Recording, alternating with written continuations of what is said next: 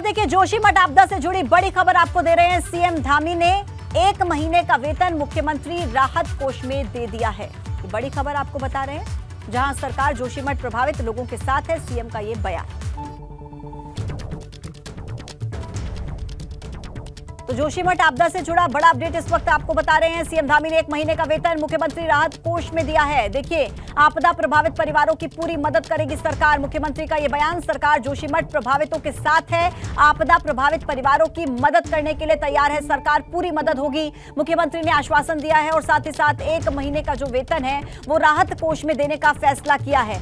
मुख्यमंत्री की तरफ से यह आश्वासन दिया गया है लोगों को कि जो भी प्रभावित हैं उन सभी के साथ है सरकार। अपने सपनों का बिजनेस शुरू करने के लिए आपको कोई भी बैंक बिजनेस लोन नहीं दे रहा? बिजनेस लोन लेने का सीक्रेट जानना चाहते हो तो फ्रीडम ऐप को अभी डाउनलोड कीजिए। सभी के लिए जरूरी कदम उठाए जाएंगे। सभी के साथ सरकार खड़ी है। पूरी मदद आपदा प्रभावित परिवारों को मिलेगी। मुख्यमंत्री का ये बयान और इसी के साथ मुख्यमंत्री ने अपने 1 महीने का वेतन राहत कोष में देने का फैसला किया है। बड़ी खबर इस वक्त की। देखिए, जोशीमठ आपदा से जुड़ा एक बड़ा अपडेट।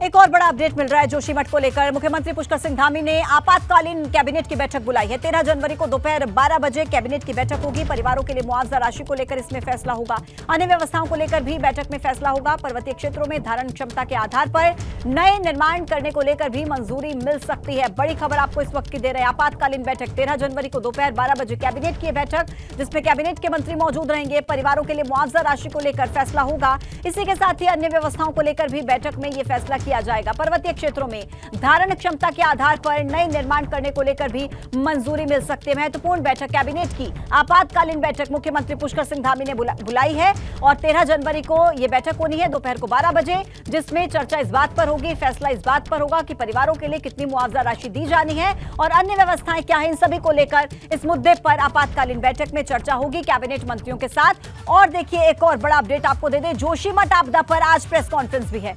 11:30 बजे आर मीनाक्षी सुंदरम की प्रेस कॉन्फ्रेंस होगी। ध्वस्तीकरण की कार्रवाई पर आर मीनाक्षी सुंदरम जानकारी देंगे, बताएंगे। सीएम धामी ने एक तरफ तो आपातकालीन बैठक देखिए बुलाई है और दूसरी तरफ जानकारी ये मिल रही है कि जोशीमठ आपदा पर आज प्रेस कॉन्फ्रेंस होगी।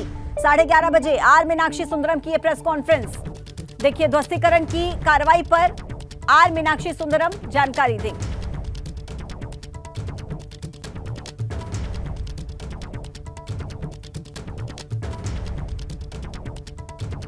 तो जोशीमठ के लोगों का दर्द क्या है, तकलीफ क्या है, वो हम आपको सुनाते हैं। इनके खींच पुलिस वाले जाना तो तय वजह से हम यहाँ सहयोग दे के हमको पुलिस वाला बंद कर तो सरकार का सब हमको बंद कर हमारे मकान पर रूल लगा। बद्रीनाथ में दिया था, हमारे एक छत चाहिए, जमीन का पैसा चाहिए, ये लागू करे पर हम हार जाएंगे। मैं किसी मकान के छत से कूद जाऊंगा। मैं जनजाति के आदमी हूँ। मेरे साथ छेड़खानी सरकार को, शासन को बहुत महंगी पड़ी। जो भी है, जब तक हमें बद्रीनाथ की तरह से मुआवजा नहीं मिला जाएगा, एक लिखित आश्वासन नहीं मिला जाएगा, तब तक आज इनकी बारी है, कल हमारी बारी है। हमें केवल बाहर कर दिया गया है कि हमने करना, हमें बाहर कर दिया, हमने जाना कहाँ है? बिना पैसे के हम जाएंगे कहाँ? तो लोगों का तकलीफ, लोगों का दर्द आपने सुना। वो कह रहे हैं कि जब तक आप हमें मुआवजा नहीं देंगे, जब तक आप हमें वो राशि नहीं देंगे, लिखित में ये भरोसा नहीं देंगे कि मुआवजा राशि हमें मिलेगी, तब तक हम ये कार्रवाई नहीं होने देंगे। लोग चेतावनी दे रहे हैं, अपना दुख जाहिर कर रहे हैं, दर्द बयां कर रहे हैं। उनकी जिंदगी भर की कमाई है देखिए, और जिंदगी भर की कमाई अपने आंखों के सामने इस तरीके से ध्वस्त हो जाए तो किसी इंसान पर क्या बीतेगी, इसका अंदाजा आप और हम आसानी से लगा सकते हैं। सरकार से मांग कर रहे हैं कि आप हमें आश्वासन जो दे रहे हैं वो लिखित में दीजिए। आप हमें भरोसा दीजिए लिखित में कि हमें मुआवजा राशि दी जाएगी। बद्रीनाथ की तर्ज पर वो कह रहे हैं कि मुआवजा राशि हमें मिलनी चाहिए। कल को हमारे सर से छत चली जाएगी, हमारा आशियाना उजड़ जाएगा, हम कहां जाएंगे? भविष्य का डर इन लोगों को सता रहा है और यही वजह है कि लगातार ये लोग मांग कर रहे हैं। और एबीपी गंगा देखिए, इन लोगों का दर्द, इन लोगों की तकलीफ आप तक पहुंचा रहा है।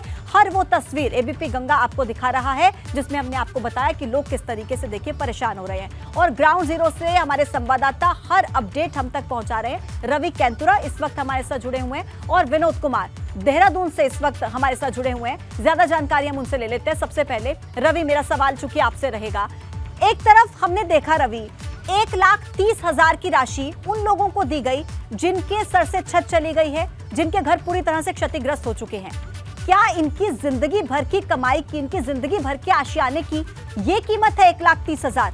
इसी का विरोध तो कर रहे हैं लोग। क्या है आज ये कार्रवाई हो पाएगी ध्वस्तीकरण की या नहीं, क्या लग रहा है आपको?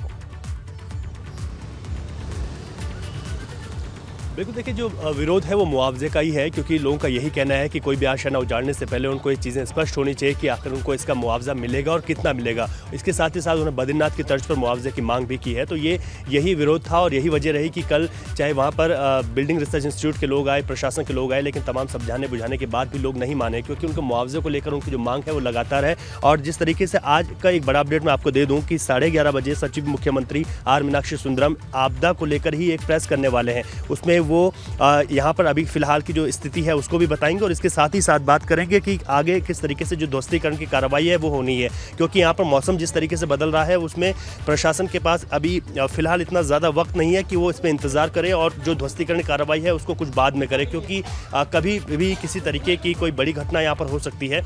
और यही वजह है कि प्रशासन चाहता है कि जल्द से जल्द जो बिल्कुल जर्जर हो चुके हैं, जिन पर बहुत ज़्यादा दरारें हैं, पूरी तरीके से डेंजर जोन में है, उन भवनों को यहाँ से उनका ध्वस्तीकरण कराया जा सके। आज भी कोशिश रहेगी प्रशासन की, लेकिन देखना होगा, क्योंकि अभी मुआवजे की जो मांग है उस पर कोई स्पष्टीकरण नहीं आया है और जब तक वो स्पष्टीकरण नहीं आता है तब तक मुझे नहीं लगता कि स्थानीय लोग इस बात को मान पाएंगे। लेकिन फिलहाल जो दरारें हैं उनको भरने का सिलसिला शुरू है। इसी वजह से मैं इन तस्वीरों के साथ ही अपनी बात को भी बता रहा हूँ, क्योंकि मैं इस वक्त ज्योतिर्मठ में हूँ।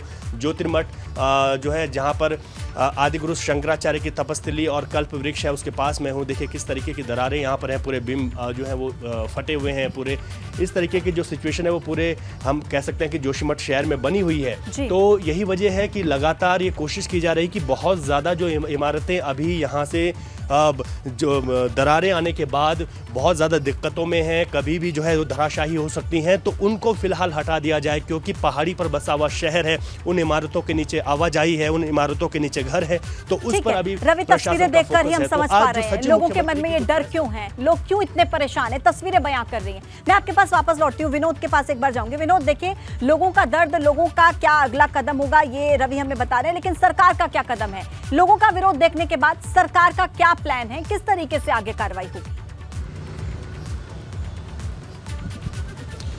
बिल्कुल, देखिए अभी मुख्यमंत्री पुष्कर सिंह धामी की अध्यक्षता में कल एक बैठक बुलाई गई है, कैबिनेट की बैठक बुलाई है। हालांकि राज्य सरकार की ओर से इस बैठक को आपातकालीन कैबिनेट बैठक बताया गया है।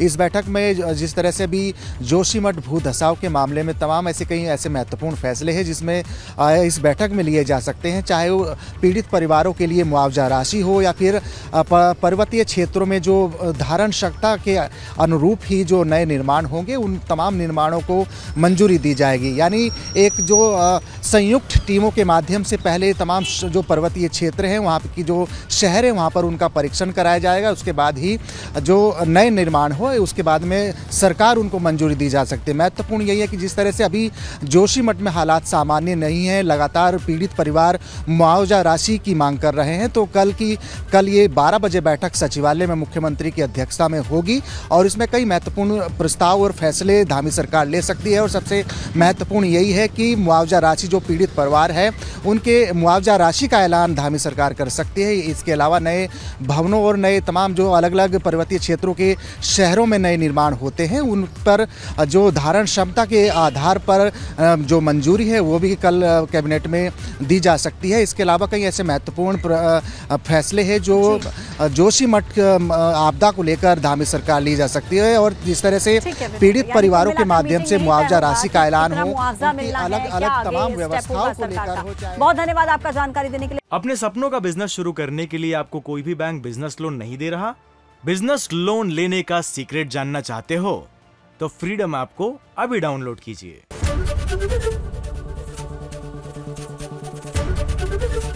एबीपी गंगा, खबर आपकी, जुबान आपकी।